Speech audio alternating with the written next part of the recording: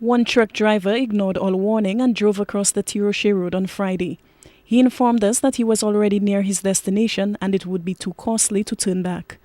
But this is the indifference and blatant disregard to warnings that has the Communications and Works Minister considering taking further action against the drivers and closing the road if they refuse to stop.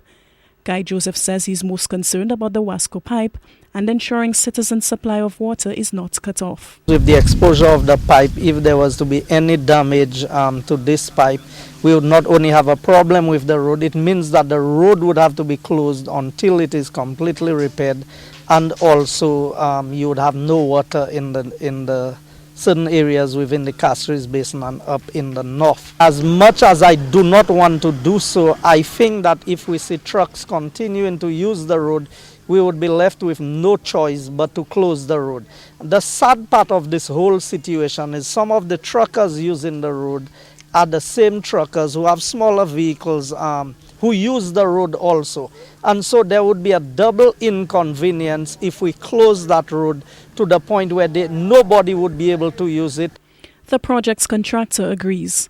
Robert Gajada says if truckers insist on defying the no-entry rule, it could result in further land slippage and set the project back significantly.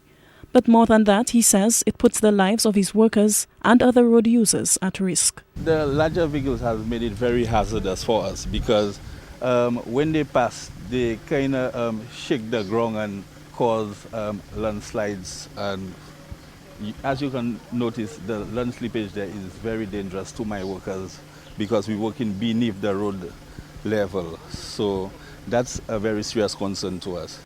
Joseph has made it clear that this is his final appeal to the truckers. He says there are ways to ensure they don't get away with this action. These are some of the same trucks who work with the Ministry of Communications and Works. They engage in our contracts.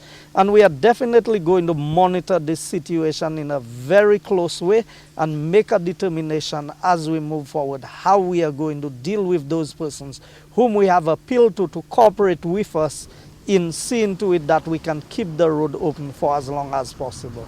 It will cost over $1 million to ensure the Ti Rocher road is repaired. A massive retaining wall is being constructed and the project is expected to last 5 months. Alison Kentish, HTS News, Channel 4.